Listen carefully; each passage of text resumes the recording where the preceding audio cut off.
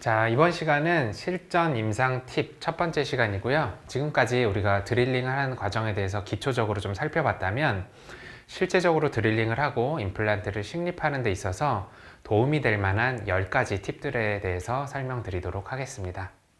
먼저 첫 번째 팁입니다. 자, 지금 보시면은 임플란트가 잘 식립된 것으로 보이는데요.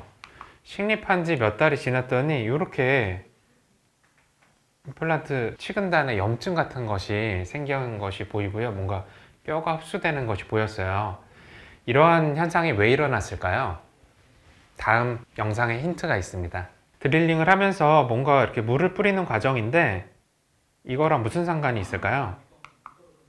자, 여기 보시면 이렇게 흡수가 일어난 모습을 볼 수가 있는데요. 이러한 현상이 일어나게 된 이유는 드릴링 시 발생한 열 때문입니다. 우리가 가이드를 통해서 수술을 하게 되면은 가이드가 일종의 우산 역할을 하게 되면서 주술을 하면서 진행을 하더라도 그 물이 아래쪽까지 잘 도달하지 않는 경우들이 발생할 수가 있는데요. 이런 경우에 드릴의 제일 아래쪽에 열이 집중되면서 뼈가 괴사가 일어나는 경우가 생길 수가 있습니다. 문헌을 살펴보면 44에서 47도 또 56도 문헌에 따라서 차이가 좀 있을 수는 있지만 대략적으로 47도 정도가 넘어가면 골괴사가 발생하는 것으로 되어 있는데요. 1000rpm 정도의 고속으로 드릴링을 하는 경우에는 58도까지 우리가 실험 결과에서 3초 만에 도달하는 것을 알 수 있었습니다. 따라서 고속으로 드릴링하는 경우에 주수가 제대로 이루어지지 않는다면 열이 지나치게 발생하면서 고릅수가 발생할 수 있는 문제가 생길 수가 있습니다. 반면에 50rpm의 저속으로 드릴링 한 경우의 실험 데이터를 보면 10초까지는 열 발생이 그렇게 크지 않다는 것을 보실 수가 있어요. 그래서 50rpm 정도의 저속으로 드릴링을 하신다면 10초 정도까지는 열 발생에 대한 큰 걱정 없이 드릴링을 하실 수가 있겠고요. 다만 드릴링 하는 중간중간마다 이리게이션 하는 과정을 충분히 하셔서 충분히 뼈를 식혀주는 과정을 하셔야 됩니다. 골질에 따라서 드릴링을 하는 평균 소요 시간을 한번 보시면 이니셜 드릴링을 할 때 중간 정도의 뼈가 한 5에서 10초 정도 드릴링에 필요하고요. 뼈가 단단한 경우에는 한 10초에서 20초 정도가 걸리고요. 아주 단단한 경우에는 한 2에서 30초 정도가 걸리는데요. 따라서 디오나비 시술 시에는 가급적이면 뼈가 단단한 경우에는 10초가 넘기지 않게 드릴링을 하시고 또 사이에 이리게이션을 충분히 해서 뼈를 식혀주신 다음에 이어서 드릴링을 해주셔야 됩니다. 계속 30초가 넘어가게 드릴링을 해주시면 과도한 열이 발생하게 될 수 있다는 거 기억하시고요. 이리게이션을 할 때는 반드시 깊이를 깊게 넣어가지고 이리게이션을 해주셔야 이 안쪽에 있는 부분에 뼈를 좀 식혀줄 수가 있습니다. 가장 열이 많이 발생할 수 있는 부위가 안쪽이고요. 또 가장 식혀주기가 어려운 부위가 제일 안쪽이기 때문에 반드시 그 수술 어시스트에게 이 이리게이션 리드를 안쪽까지 깊이 넣도록 교육을 하셔야 되고요. 드릴링 시간은 10초 이내로 최소화하는 것이 좋습니다. 그래서 드릴링 사이에 이렇게 깊게 넣으셔서 이리게이션을 충분히 시행을 해 주셔야 되겠고요. 이리게이션 하는 셀레인 용액도 좀 약간 차갑게 준비해 주시는 것이 더 좋습니다. 본 히팅 시에는 뭐 무조건 다 픽스처를 제거를 해야 되거나 이런 거는 아니고요. 일단은 임상 증상을 좀 지켜보시는 것이 권장이 되는데 증상은 일단 좀 많이 환자분들이 통증을 느껴 하시고요. 한 2주가 지나서부터는 엑스레이상의 본로스가 관찰되기도 합니다. 히팅 의심이 되는 경우에는 우선은 뭐 항생제하고 진통제 등을 처방을 해서 좀 지켜보시고요. 식립이 실패해서 픽스처가 빠지는 경우도 있지만 제일 처음에 보여드린 경우는 픽스처가 빠지지 않고 그대로 유지가 되면서 지금까지도 잘 쓰고 있는 경우가 있기 때문에 다 빠지는 경우는 아니거든요. 그래서 우선은 경과를 좀 지켜보시고 크게 임상적으로 문제가 안 생기는 경우에는 그냥 진행을 하시면 되겠고요. 추가적으로 골이 막 흡수가 일어나서 픽스처가 빠지는 경우에는 제거를 하시고 그래뉴레이션을 티슈를 제거한다든지 이후 과정을 진행을 하시면 되겠습니다. 자, 두 번째 팁에 대해서 이어서 설명하도록 하겠습니다. 자, 여기 보시면 임플란트 엔진이 있고요. 그리고 임플란트 커넥터가 있고요. 그리고 8.5mm짜리 픽스처가 꽂아져 있는데요. 이 길이를 다 더하면 40.5mm만큼 어마어마하게 긴 길이에 해당이 됩니다. 성인 개구량이 전치부 기준으로 평균 40mm 정도가 해당이 되기 때문에 대구치 최후방에 이 길이를 넣는다는 것은 사실상 좀 불가능에 가깝다고 볼 수도 있죠. 그래서 우리가 수술을 해보면 가이드로 수술을 할 때 제일 힘든 부분이 개구량이 안 벌어지는 환자에게서 수술을 하는 경우가 좀 어렵습니다. 특히 상악보다는 하악 최후방 대구치가 더 식립하기가 어려운데요. 이유는 상악 같은 경우에는 방향이 좀 버칼 방향으로 치아가 원래 위치해 있기 때문에 하악 대구치랑 약간 비껴서 식립 방향이 되기 때문에 어렵지 않은 경우가 더 많지만, 하악 같은 경우는 상악 대구치에 바로 걸리기 때문에 제2대구치 식립 같은 경우는 이렇게 엔진으로 식립하는 과정이 거의 힘든 경우들이 많습니다. 그래서 이런 경우에는 저 같은 경우는 아예 그 엔진을 통해서 식립하지 않고요, 핸드 라쳇을 통해서 식립을 하고 있습니다. 픽스처를 이렇게 끼우고요, 임플란트 커넥터를 끼우고 핸드 라쳇을 통해서 이렇게 조여서 픽스처를 식립을 하시면 조금 더 원활하게 수술을 하실 수가 있습니다. 개구 제한 시에 몇 가지 이제 잘 생각해 보셔야 될 부분이 있는데요.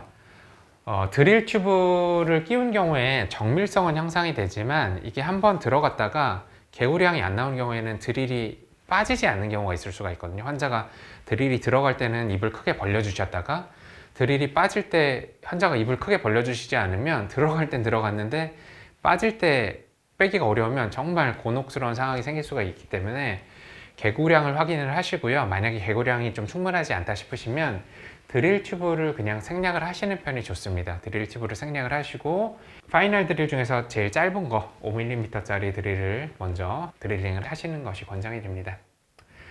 그리고 환자가 개구 제한이 좀 있는 경우에는요, 아무래도 수술 초반이 뒷부분보다는 개구량이 좀 나오기 때문에 좀 하기 어려운 최후방 대구치부터 식립하시는 편이 권장이 되고요.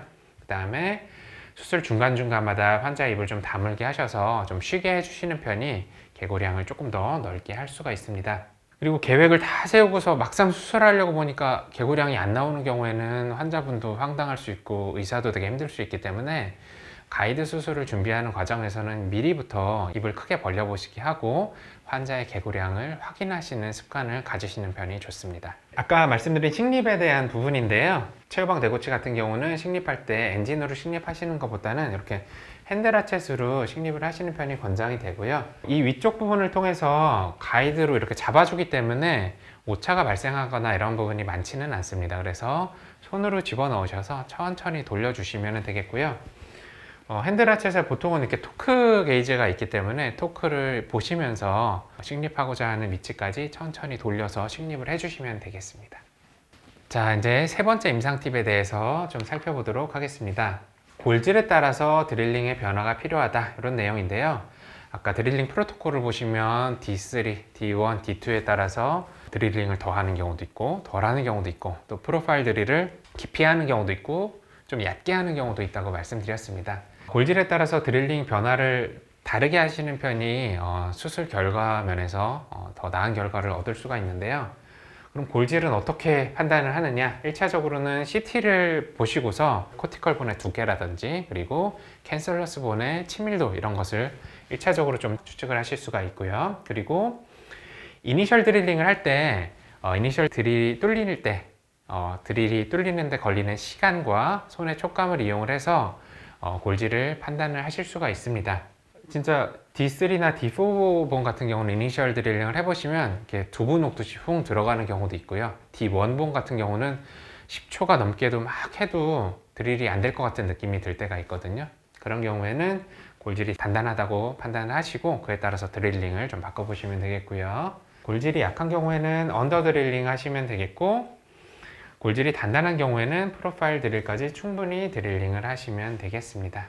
골질에 따라서 크게 나눠보면 코티컬 본과 캔슬러스 본으로 나눠서 구분을 했을 때 코티컬 본이 굉장히 딱딱하고 두꺼운 경우가 있고, 그리고 코티컬 본이 좀 얇고 약한 경우가 있고요. 또 캔슬러스 본이 치밀하고 단단한 경우가 있고, 캔슬러스 본이 부드럽고 좀 이렇게 연한 경우가 있어요.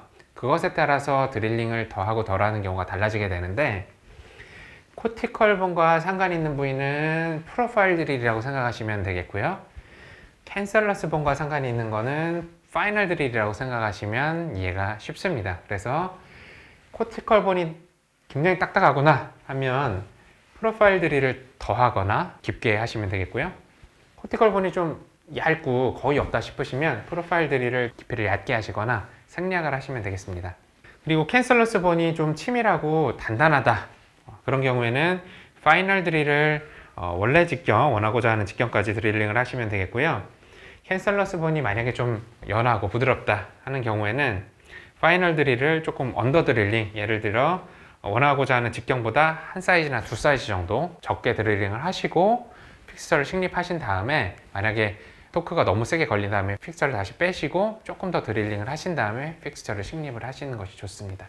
아까 그 서지컬 프로토콜에서도 보시면 여기 D3, D1, 2번에 따라서 드릴링을 더하고 덜하고가 차이가 좀 있을 수가 있고요. 처음에 수술을 하실 때는 처음부터 드릴을 좀 많이 하시는 것보다는 좀 보수적으로 한다고 하면 D3본에 해당하는 만큼 드릴링을 하시고요. 그 다음에 식립을 해보시고, 만약에 식립하는데 토크가 너무 많이 발생한다 그러면 다시 빼신 다음에 드릴링을 다시 조금 더 하시고 픽스처를 식립을 하시면 조금 더 보수적으로 안전하게 수술을 하실 수가 있습니다. 너무 처음부터 드릴을 많이 했는데 픽스처가 이제 초기 고정이 안 나오면 수술 결과가 안 좋게 나올 수 있기 때문에 좀 보수적으로 한다면 언더 드릴링부터 하고서 식립을 해보시는 편이 좋겠고요. 식립을 이제 많이 케이스가 늘으시면 이니셜 드릴링을 하는 촉감이라든지 CT를 보는 눈, 이런 것들이 더 생길 수가 있기 때문에 그때는 이제 점점 개인적인 기준이 생기시면 그에 맞춰서 드릴링을 해주시면 되겠습니다. 지금까지 실전 임상 팁 몇 가지 알아봤고요. 이어서 실전에 도움이 될 만한 임상 팁 몇 가지 더 알아보도록 하겠습니다.